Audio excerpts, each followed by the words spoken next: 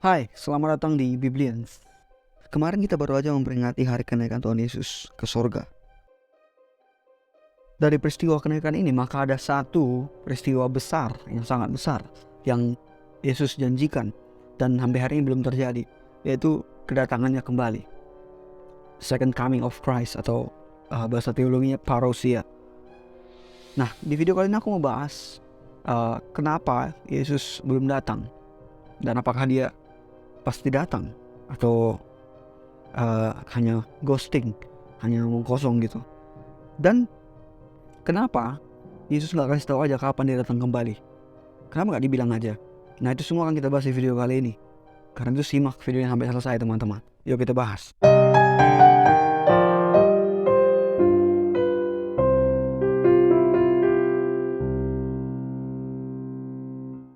Oke, yang pertama, apakah memang hal ini akan terjadi?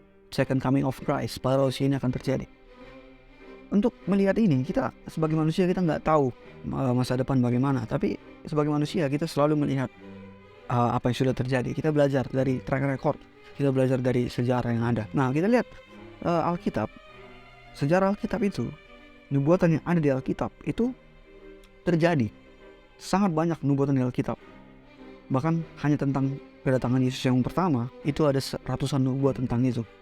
Dia lahir di mana, dari keturunan mana, bagaimana cara dia mati, kenapa dia harus mati, siapa yang membunuh dia, dan nubuatan yang lain. Itu masih soal Yesus. Dan banyak nubuatan di luar Yesus yang juga ada di Alkitab dan sudah terjadi di Perjanjian Lama ataupun di Perjanjian Baru. Seperti nubuatan tentang bangsa-bangsa, tentang kekaisaran, tentang kerajaan Persia, Babilonia, Yunani, Romawi, dan sebagainya. Itu semua sudah terjadi. Nah, berdasarkan track record Alkitab yang amat akurat dan bersih ini tentang menyatakan apa yang akan terjadi di masa depan, maka kita nggak punya keraguan, kita nggak punya alasan untuk ragu sama sekali tentang hal yang satu ini, yaitu kedatangannya kembali atau parousia tadi. Karena semua yang dibilang di Alkitab di masa lalu akan terjadi di masa depan, itu benar-benar terjadi. Jadi sekali lagi nggak ada alasan untuk meragukan janji Yesus untuk datang kembali ini suatu saat nanti. Karena kalau kedatangan yang pertama aja itu dinubuatkan ribuan tahun sebelum terjadi, mulai ribuan tahun sampai ratusan tahun sebelum itu tergenapi, dan itu akhirnya tergenapi. Jaraknya juga jauh. Nah, jadi kita juga bisa memikirkan hal yang sama untuk tidak ragu bahwasanya kedatangannya kembali juga pasti akan terjadi. Kenapa harus gagal atau kenapa harus bohong? Kenapa harus itu nubuatan palsu? Sementara nubuatan kedatangan pertama dan ratusan nubuatan lainnya itu sudah terjadi. Jadi kita punya alasan kuat untuk percaya berdasarkan track record nubuat-nubuat yang ada di Alkitab. Oke, yang berikutnya, kalau oke lah kita yakin datang, tapi mungkin kita tetap bertanya, kenapa belum datang sampai sekarang?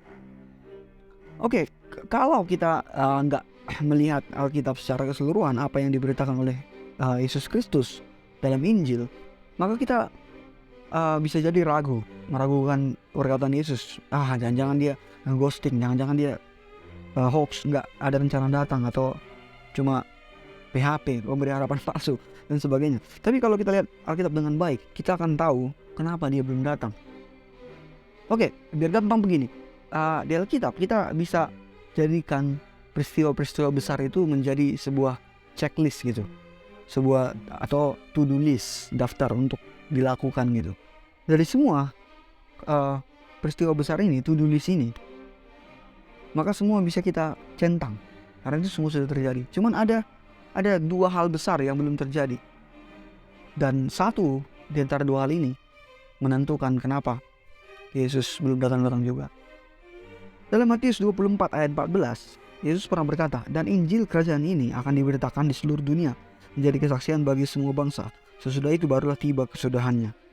Sini saat murid-murid bertanya, kapan hari terakhir itu, kapan kau datang kembali dan sebagainya, Yesus bilang semua tanda-tanda yang ada, peperangan, kelaparan, bencana alam, dan semua itu semua sudah makin marak di zaman kita. Cuma ada satu hal lagi dari dua hal yang aku bilang tadi, satu hal yang belum terjadi, yang akan mendahului kedatangan dia, adalah Injil diberitakan ke seluruh bangsa, kemanapun sampai ke ujung bumi. Itu amanat agung.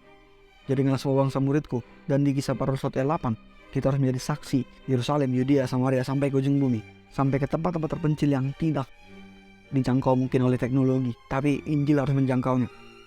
Nah, itu satu hal yang belum terjadi, satu hal besar yang belum terjadi. Tadi gue bilang ada dua hal. Nah, yang kedua tentu hal besar yang belum terjadi dari janji di firman Tuhan adalah yang tadi, parousia itu sendiri, kedatangan itu sendiri. Maka dua hal ini yang belum terjadi. Nah, parousia ini harus didahului dengan semua tanda, dan tanda yang terbesar dan yang terakhir adalah Injil diberitakan ke seluruh bumi tanpa terkecuali. Kalau masih ada yang belum mendengar, ini tolong jangan disalahpahami. Bukan dibilang semua orang harus menerima Yesus baru dia datang, enggak. Mendengar. Kalaupun diterima nggak diterima ya terserah dia. Tapi kalau belum semua orang, semua bangsa mendengar, maka dia belum datang. Itu tanda yang jelas yang belum terjadi. Jadi dari semua big event, semua peristiwa besar itu, cuma yang dua ini belum terjadi. Injil diberitakan ke seluruh bumi dan akhirnya parousia. Tinggal yang dua ini. Jadi kalau kita lihat dengan baik semua daftar tadi, maka kita mengerti kenapa Yesus belum datang juga. Dan kita mengerti bahwa dia bukan ghosting gitu. Karena Injil belum diberitakan ke seluruh bumi sampai hari ini. Itulah alasan kenapa Yesus belum juga kembali. Pemberitaan ke seluruh bumi harus tergenapi duluan sebelum yang parousia tadi tergenapi. Oke, pertanyaan berikutnya tadi udah aku singgung di awal. Kenapa kira-kira Yesus nggak ngasih tahu aja kapan dia datang? Kenapa nggak ada penyingkapan tentang itu? Misalnya aku datang bulan Juni tahun 2200, contohnya begitu. Kenapa nggak gitu aja? Kenapa nggak jelas gamblang seperti itu?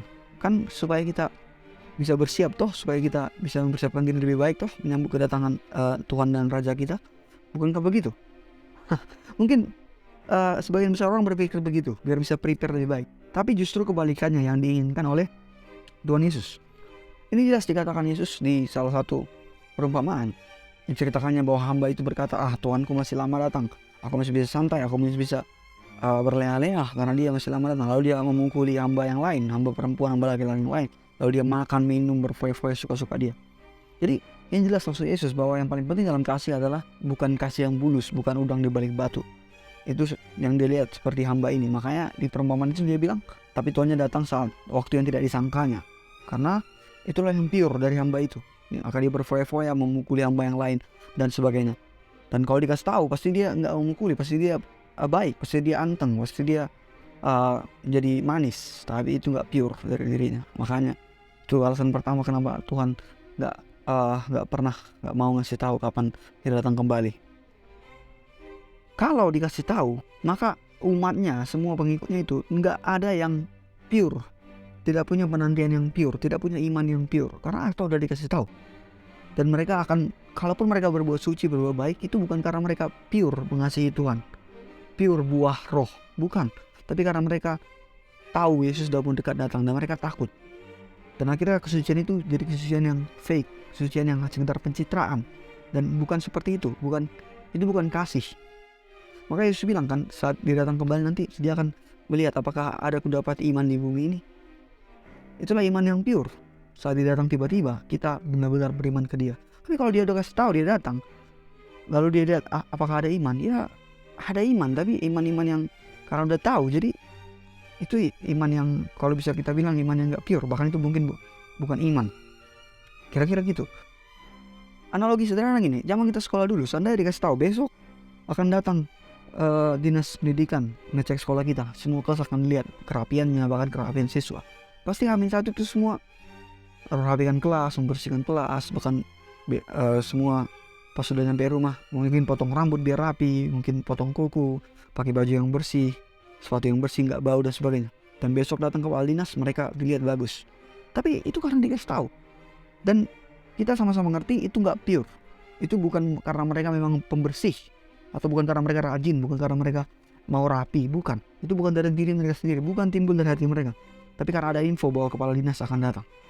Tapi seandainya nggak dikasih tahu, tiba-tiba di hari tertentu kepala dinas pendidikan datang ke sekolah tersebut, maka semua yang nampak itu adalah pure. Mau itu ada yang bersih, ada yang kotor, ada yang berantakan, ada yang pecah kacanya, ada yang meja hancur, papan tulis hancur, ada yang rambutnya gondrong dan sebagainya.